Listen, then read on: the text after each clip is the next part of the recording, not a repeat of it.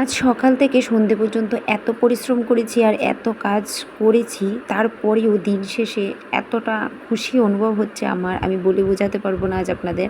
মানে খুব শান্তি লাগছে আমার বেশ অনেক দিন পর। Hello everyone, welcome back to my channel. কী অবস্থা সবার? সবাই কেমন আছেন?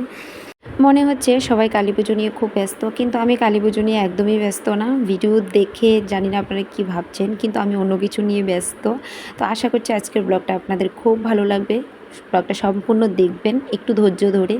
বেশি লং করিনি।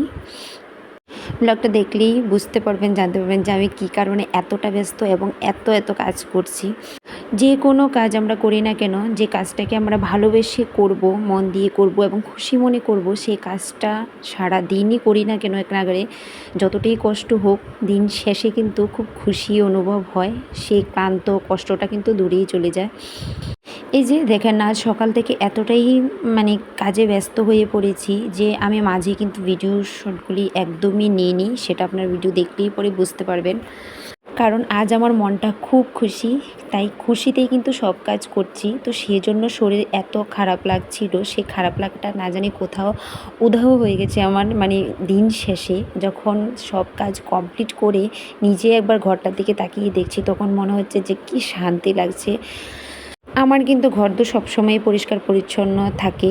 এই তো কিছুদিন আগেই কিন্তু দুর্গাপুজোর আগে আমি সব কিছু পরিষ্কার পরিচ্ছন্ন করেছি, এখন আবারও করছি। কারণ এই প্রথমবার আমি কার্তিক মাস 1 মাস নিরামিষ খাবো। তো সেই খুশিতে আমি ঘরদোর বলতে পারেন যে মানে আমার ঘরটাকে আর পাইপ এনে ভালো করে মানে ধোয়ার বাকি ছিল।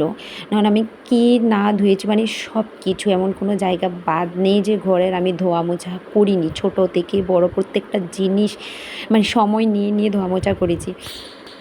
তো আমি কিছুক্ষণ মোছামুছি করি, তারপর আবার কাপড় কাচতে চলে আসি। আজ প্রচুর কাপড় কেচেছি, 3 বালতির মতো কাপড় কেচেছি। শেষটাই আপনাদের সাথে একটু শেয়ার করছি, কারণ সম্পূর্ণটা তো শেয়ার করলে ভিডিওটা অনেকটা লং হয়ে যাবে।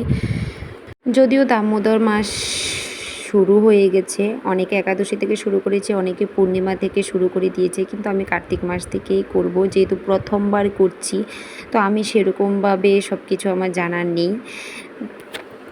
অনেক বছর ধরেই খুব ইচ্ছে করছে কার্তিক মাসটা পুরো নিরামিষ খাওয়ার, কিন্তু এত বছর যেহেতু শ্বশুরবাড়িতে ছিলাম আর আমার শ্বশুরবাড়িতে কেউ নিরামিষ খায় না, তো সেই কারণে মানে সম্ভব হতো না। তো যেহেতু এখন আমি একাই আছি এখানে, তো ভাবলাম কি চলো এই বছর থেকে আমি স্টার্ট করি, যেহেতু একা আছি আর কোনো সমস্যা নেই। আর আমি এমনিতেও সবসময় নিরামিষটাই আমার ঘরে খাওয়া হয়।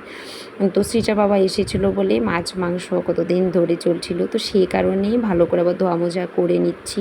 তো এই যে বললাম মাঝপথে ভিডিও করা বন্ধ করে দিয়েছিলাম, ওইখানে ধোয়া মোজা আমার সব কিছু শেষ। রান্নাঘরে কাজটা যেহেতু বেশি ছিল, তো সে কারণে লেটও হয়ে গেছিলো, এখন প্রায় 2:30 মতো বেজে গেছে। তো সে কারণে রান্নাঘরে এসেই কিন্তু আমি ব্লগটা বন্ধ করে দিয়েছি। এটা সন্ধ্যের পরে সব গুছিয়ে আমি ভুলে গেছি আমি গিফটটা নেওয়ার কথা। তো সন্ধ্যের পরে নিয়েই তোমাদের কাছে শেয়ার করেছি। আশা করছি আজকের ভিডিওটা ভালো লেগেছে তোমাদের। তো ধৈর্য ধরে ভিডিওটা দেখার জন্য অসংখ্য ধন্যবাদ। দেখা হচ্ছে নেক্সট ভিডিও।